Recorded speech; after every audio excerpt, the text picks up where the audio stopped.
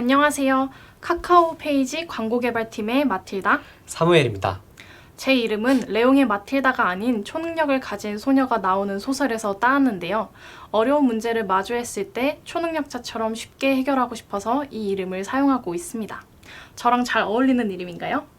네, 마틸다처럼 좋은 동료들과 아주 즐겁게 회사 생활을 하고 있습니다. 네, 저희 광고개발팀이 이번에 AWS 빈스톡을 사용하던 구조에서 컨테이너 기반의 ECS 환경으로 전체 서비스를 옮기게 되었는데 이전을 결심한 이유와 과정에 대해 공유드리고 싶어서 이번 세션을 준비하게 되었습니다. 세션은 크게 두 파트로 이루어져 있습니다. 저는 왜 엘라스틱 빈스톡과 저희 팀이 헤어지게 됐는지를 말씀드리고 이후 제가 테라폼 적용에 대해 발표하겠습니다.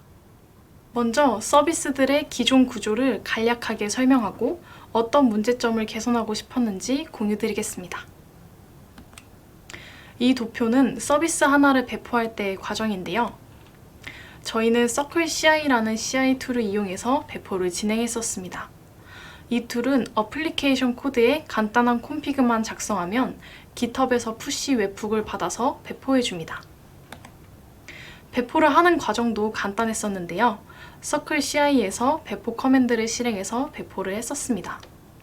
엘라스틱 빈스톡의 경우 AWS에서 제공하는 서버 배포 관리 툴이라고 생각하시면 됩니다. 어플리케이션 코드만 있으면 서버의 배포와 스케일링을 쉽게 할 수 있습니다. 물론 로드 밸런서도 자동으로 만들어줍니다. 이와 같이 인프라 관리 리소스가 많이 들어가지 않는 환경에서 이전을 생각하게 된 구체적인 사례들은 다음과 같습니다. 저희 팀의 서비스는 광고입니다. 카카오 페이지 앱을 실행했을 때 광고가 보여져야 하는 인벤토리가 있다면 당연히 저희 서비스에게 요청이 오겠죠? 그렇기 때문에 카카오 페이지의 트래픽이 늘어나게 되면 광고 서버 측의 트래픽도 늘어나게 됩니다. 엘라스틱 빈스톡이 스케일링 자체도 편리하게 할 수 있다고 이야기했었는데 언제나 그런 것은 아닙니다. 엘라스틱 빈스톡이 관리하는 인스턴스의 상태가 시비어라는 심각한 상태가 되면 해당 인스턴스의 설정을 수정할 수 없습니다. 즉, 서버 증설을 할 수 없는 상태가 되게 됩니다. 만약 운 좋게도 인스턴스의 스케일 아웃에 성공해도 EC2 인스턴스를 띄우고 배포를 하는데 걸리는 시간이 길기 때문에 피크 타임이 지난 후에 스케일 아웃이 완료되는 경우가 있었습니다. 두 번째 사례는 공통 서버의 엔드포인트가 수정되는 경우인데요. 저희 서비스의 구조가 MSA다 보니 변경된 서비스와 관련된 서비스들의 파악이 어렵고 파악을 하더라도 서비스들의 콘피그를 일일이 수정해야 한다는 어려움이 있었습니다.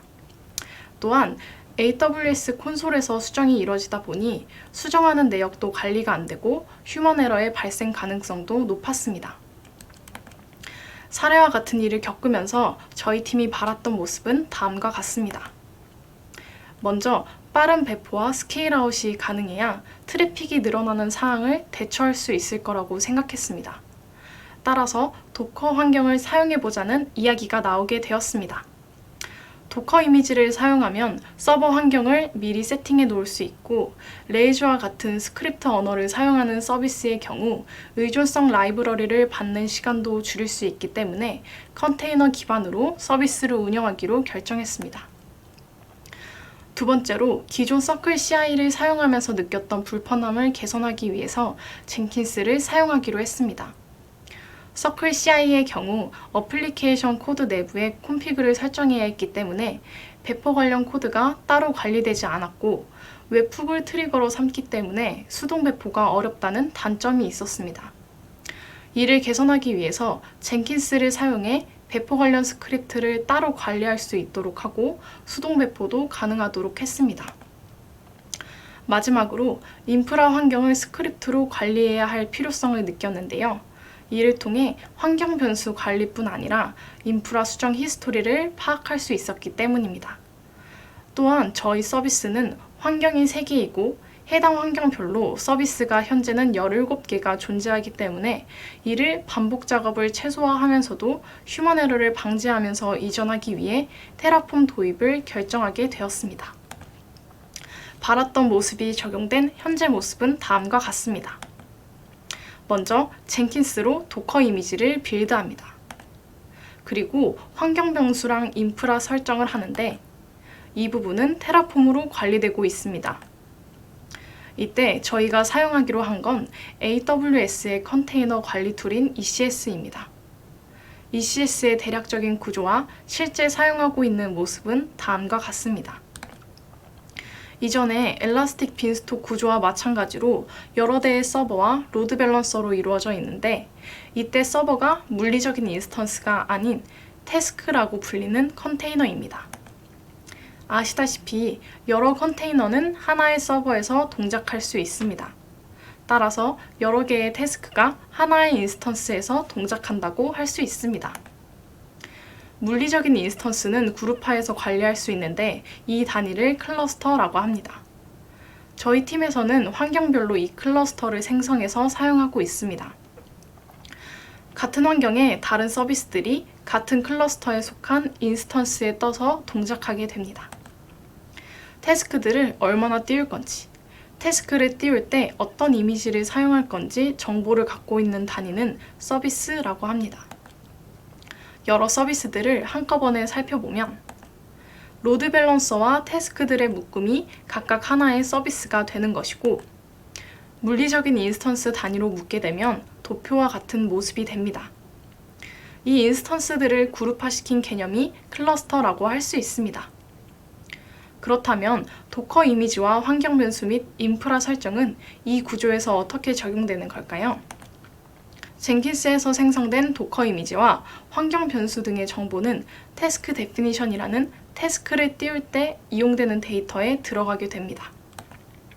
생성된 태스크 데피니션을 가지고 서비스에 적용시키면 서비스에서 해당 태스크 데피니션으로 설정된 개수만큼 자동으로 태스크를 띄워주게 됩니다. 인프라 관련된 설정은 테라폼을 통해서 인프라 전체에 적용되게 됩니다. 저희 팀에서는 일련의 과정을 실행할 수 있는 젠킨스 잡을 따로 만들어서 실행되도록 관리하고 있습니다. 이 디플로이 잡은 도커 이미지 생성 잡 이후에 실행되게 되는데요. 먼저 새롭게 생성된 도커 이미지를 이용하도록 태스크 데피니션을 수정하고 이를 서비스에 반영하게 됩니다. 이때 태스크 데피니션 같은 경우에는 테라폼으로 관리되기 때문에 디플로이 잡 내부에 테라폼 스크립트를 어플라이하는 로직이 들어가 있습니다. 그러나 서비스의 경우 테라폼에서 서비스 강제 업데이트를 지원하지 않기 때문에 AWS CLI를 사용해 적용할 수밖에 없었습니다. 이 부분이 조금 아쉬움이 남긴 하지만 현재까지 충분히 잘 사용하고 있습니다. 제 발표는 여기까지입니다. 이어서 사무엘이 발표하실 차례인데요. 모두 사무엘을 불러볼까요? 사무엘! 테라폼 어떻게 적용했나요? 발표를 이어갈 사무엘입니다. 반갑습니다. 저희 팀에서 테라폼을 어떻게 적용했는지 그 과정에서 어떠한 고민들이 있었는지를 공유드리겠습니다. 제가 발표할 내용들은 다음과 같고요. 먼저 시청자들의 이해를 돕기 위해 테라폼에 대한 간략한 개념 소개를 하겠습니다. 테라폼의 동작 방식에 대해 설명드리겠습니다. 테라폼은 인프라스트럭처를 선언적인 코드로 관리할 수 있는 도구입니다. 도표는 이를 코드로 집을 짓는 것에 비유하여 작성하였습니다. 먼저 어떤 집을 지을지를 정의합니다. 그리고 이에 대한 설계도를 코드로 작성합니다. 플랫 명령어를 이용하면 작성한 설계도를 AWS, GCP와 같은 프로바이더에서 API를 통해 현재의 형상을 스테이트로 가져옵니다. 설계도와 스테이트를 비교하여 어떤 리소스를 create, update, delete 하는지 diff를 통해 확인하실 수 있습니다. apply 명령어를 이용하면 앞에 diff 내용대로 형상을 서버에 반영 후 스테이트를 다시 싱크합니다. 설계도를 수정하고 적용하는 과정을 반복하여 인프라 형상을 코드로 관리할 수 있습니다. 공동으로 인프라를 관리할 경우 스테이트는 리모트 스테이트 설정을 통해 S3와 같은 원격 저장소에 저장해두고 함께 관리해야 합니다. 테라폼 설계도 파일은 Git, SVN과 같은 형상관리 툴을 사용해 팀 내에서 공유할 수 있습니다. 설계도는 HCL이라는 설정 언어를 사용하여 정의합니다. 기본적인 블락 형태의 표기법으로 리소스 타입, 레이블, 바디, 아규먼트 등을 이용하여 인프라의 리소스를 정의합니다. 제이슨 형태에 대해서도 호환성을 제공하는데 동일한 리소스를 다르게 표현한 것입니다. 저희는 블락 형태를 사용하고 있습니다. 리소스 타입은 다양한 형식을 제공하는데요. 이후 설명할 내용들을 이해하시려면 다음 타입에 대한 기본적인 이해가 필요합니다. 시간 관계상 개념적인 부분을 설명드리기 어려워 테라폼 공식 사이트나 책, 블로그 등의 다양한 경로를 통해 자세한 정보를 습득하시기를 권합니다. 다음으로는 저희가 테라폼을 인프라 관리에 적용하는 과정에서 어떠한 고민을 했고 어떻게 해결해 갔는지 공유하려고 합니다. 디렉토리 파일 구조에 대한 고민부터 시작해 보겠습니다. 테라폼을 사용하고 처음에 가장 고민했던 부분입니다. 테라폼은 디렉토리 단위로 스코프를 가지는데 파일을 어떻게 나누고 모듈화해서 정리할지에 대한 명확한 규칙이 없습니다. 그렇기 때문에 초기에 시작한다면 동일 디렉토리에서 간단한 레벨로 구현 후 자신의 스택 구조에 맞게 파일을 분할하거나 모듈로 옮겨가기를 추천드립니다. 저희는 크게 AWS 환경별 스택과 모듈 디렉토리를 구분했습니다. 디렉토리 내의 파일 구조는 조금 뒤에서 코드를 보며 설명드리겠습니다. 테라폼 명령어는 환경별 디렉토리 내에서 수행하고 스테이트 파일은 실행한 디렉토리 기준으로 생성됩니다. 데브, QA, 프로덕션 및 기타 공용 환경으로 분리되어 있습니다. 환경 디렉토리 내 파일 구조는 이렇답니다. 크게 세 가지로 분류되는데요. 첫째, 공통 요소를 정의한 부분입니다. 테라폼 백엔드, 리모트 스테이트, 베리어블, 아웃풋 등의 설정과 테라폼 tfbus라는 파일에 환경 변수를 정의하고 있습니다. 파일 내부의 예로 테라폼 tfbus 파일을 들여다보겠습니다. 키 밸류 형태로 상수값들을 지니고 이를 여러 서비스들에서 참조하여 사용합니다. 둘째, 공용 리소스 모음으로 클러스터, 네트워크, 플런트드 리소스는 모든 서비스들이 공용으로 사용하는 부분이어서 별도로 분리해 두었습니다. 이 중 네트워크 부분을 좀 더 들여다보죠. 모듈의 소스 부분을 보면 별도의 디렉토리에서 리소스를 참조하는 것을 확인할 수 있습니다. 모듈의 네트워크 내부 디렉토리 구조는 ACL, 엔드포인트, 프라이빗 서브넷, 퍼블릭 서브넷 등 네트워크 스택을 구성하는 모듈의 그룹으로 구성되어 있습니다. 모듈 안에 모듈이 있는 형태이죠. 가장 하위 디렉토리 중 하나인 프라이빗 서브넷을 들여다보면 다음과 같이 실제로 리소스가 정의된 것을 확인하실 수 있습니다. 저희는 각 운영 환경별로 거의 동일한 스택인 점을 참고해 주시고 각자 환경에 맞게 디렉토리 구조를 유연하게 바꾸시길 권유드립니다. 셋째, 서비스별 리소스 정의 부분입니다. MSA 서비스 그룹으로 관련된 스택 및 리소스들을 정의한 것입니다. 이 중 깡 서비스의 내부를 들여다보겠습니다. 깡은 저희 광고 플랫폼에서 스프링 배치를 담당하는 친구로 1일 24강 하는 아주 강한 친구입니다. 네트워크 모듈과 유사하게 서비스 모듈을 임포트하고 있는 것을 보실 수 있고요. 서비스 모듈은 ECS 서비스를 구성하기 위한 IAM, 로드 밸런서, 태스크 데퍼니션 모듈로 분할되어 있고 추가적으로 까나리 테스트를 위한 별도 셋으로 구성되어 있습니다. 전체적인 구조는 네트워크 모듈과 비슷해 생략하겠습니다만 TPL 파일이 뭘까 하실 수 있어 해당 부분만 참고차 더 설명드립니다. 컨테이너 데퍼니션을 템플릿 파일로 별도로 관리하고 키 밸류 치환하여 태스크 데퍼니션에 대해서 참조하는 코드입니다. 다시 돌아와서 깡.tf 파일의 나머지 부분에는 위와 같이 깡에서만 사용하는 로컬 밸류들과 IAM, 시큐리티 그룹과 같은 변경사항이 잦은 리소스를 추가로 설정하였습니다. 여기까지 디렉토리 및 파일 구조에 대해서 알아보았는데요. 새로운 서비스가 추가될 때 다른 서비스 파일을 복제 후 필요한 부분들을 일부 수정하면 손쉽게 새로운 서비스 스택을 만들 수 있습니다. 저희처럼 MSA 아키텍처를 사용하고 있으시다면 특히나 유용하실 것으로 생각합니다. 다음으로는 기존 인프라가 존재했을 때 어떻게 도입했었는지에 대해 설명드리겠습니다.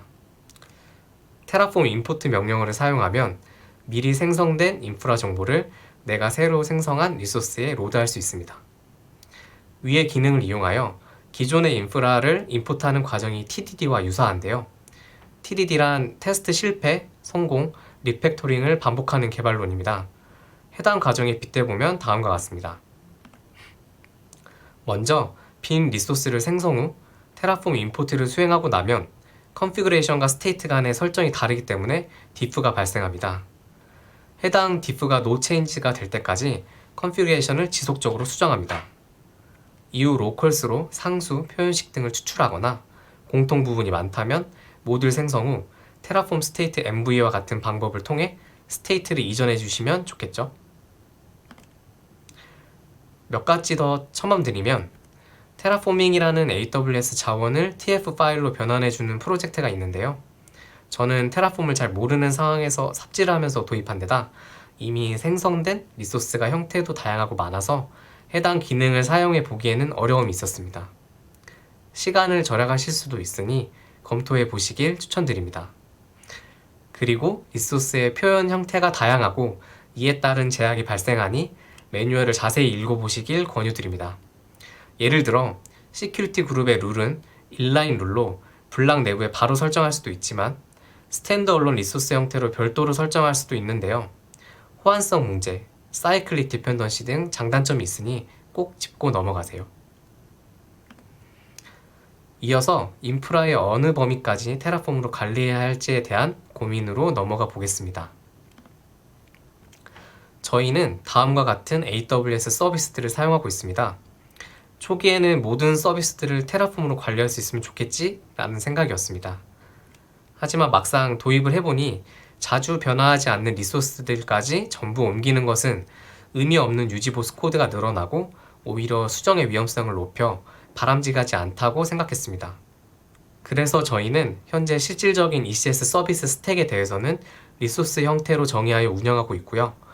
나머지는 데이터 소스로 정의하여 메타데이터만 패칭하여 사용하고 있습니다. 직접적인 인프라 관리 조직이라면 모든 서비스를 리소스로 설정해서 직접 관리하는 것이 좋을 것 같습니다. 저희는 백엔드 개발자 4명으로 이루어진 서비스 개발 조직이기 때문에 서비스를 빠르게 추가할 수 있는 선에서 기준을 잡았습니다. 또한 RDS의 경우는 관리 주체가 달라 자연스럽게 제외되어야 하는 부분도 있었습니다. 데이터 소스의 경우 어차피 리드온리 형태로 사용할 거면 상수로 정의하는 것과 뭐가 다르지? 하실 수 있을 것 같아 2가지 정도 팁을 공유합니다. 첫 번째로 데이터 소스로 패치 후 메타데이터를 자유롭게 사용할 수 있습니다. 네임으로 SKSQ 데이터 소스를 조회 후 ID, ARN 등의 메타데이터도 별도의 선언 없이 조회하여 사용하실 수 있어 유용합니다. 두 번째로 플랜, 어플라이 등 명령어를 실행하는 시점에 메타데이터를 가져와 스테이트를 갱신하므로 최신화된 데이터를 자동으로 갱신할 수 있습니다.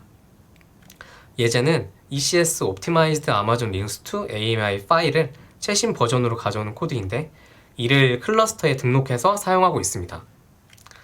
보통 ECS 에이전트의 버전이 업데이트 될 때마다 이미지가 새롭게 생성되는데 클러스터의 런치 컨피그레이션에 이를 바로 반영할 수 있어 수동으로 갱신해주는 수고를 덜 수 있습니다. 다음으로 팀에서 테라폼으로 인프라를 관리했을 때 느꼈던 점을 공유드리겠습니다. 저는 공용 물품을 관리하는 것과 비슷하다는 생각이 들었는데요. 공용 물품을 관리하려면 공동 규칙을 정하고 물건을 빌려갈 때는 알리며 이에 대해 기록을 해야겠죠. 이를 위해 소통이 필요할 겁니다. 한 예를 들어보겠습니다. 팀원 A와 B가 테라폼으로 인프라를 수정하려고 합니다. A는 어플라이 후 수정한 코드를 깃에 푸시하지 않습니다. 이후 B는 어플라이 시 diff를 자세히 확인하지 않고 그대로 수행합니다. 결과적으로 A의 인프라는 삭제됩니다. 무엇이 잘못된 걸까요? 해법은 많을 겁니다. 코드를 푸시하지 않더라도 팀원에게 미리 알려두었다면 다음에 이를 수정하는 사람은 diff를 확인하고 타겟 옵션으로 범위를 좁혀 어플라이 하지 않았을까요? 테라폼을 이용하여 인프라 운영을 하시게 된다면 이와 같은 문제를 다양한 방면에서 겪게 됩니다. 이를 해결하는 가장 좋은 방법은 소통이라고 생각합니다. 팀 내에서 소통을 통해 서로 배려하며 해법을 찾아 나가신다면 슬기로운 테라폼 생활이 되실 겁니다. 코드를 관리할 때는 되도록 간단한 구조가 적합한 것 같습니다. Git을 사용하신다면 브랜치 정책은 Git 플로우보다 마스터 단일 정책으로 가져가고 푸시는 인프라를 수정했다면 되도록 빠르게 반영하는 것을 추천드립니다. 테스트 용도라면 피처 브랜치로 빼두고 인프라에서 원복해 두거나 인프라에 내가 수정한 부분이 있으니 조심해달라 팀원에게 알려두는 게 좋습니다. 이 또한 정형화된 규칙은 없기 때문에 팀에서 편한 방식대로 정해나가시면 되겠습니다. 마지막으로 후기가 궁금하실 것 같습니다. 경험상 장점으로는 코드로 관리하기 때문에 얻는 것들입니다. 수정에 대한 히스토리를 형상 관리할 수 있고 코드 리뷰, 버저닝 등이 가능합니다. 코드 자체가 스크립트 역할을 해주기 때문에 반복적인 작업을 줄여줍니다. 이로 인해 우리의 유즈 케이스였던 환경 설정, 서비스 생성 등에서 휴먼 에러를 줄일 수 있었습니다. 단점으로는 도입을 위한 진입 장벽이 없지 않았고 무엇보다 이와 같은 서비스를 접해보지 않았다면 생소할 수 있습니다. 또한 테라폼만으로 모든 것을 해결하려면 제약사항이 많아 이로 인한 삽질이 강요됩니다. 이를 유연하게 대처하기 어려운 환경이라면 도입 시 스트레스가 클 것이고 배보다 배꼽이 더 클 수도 있을 겁니다.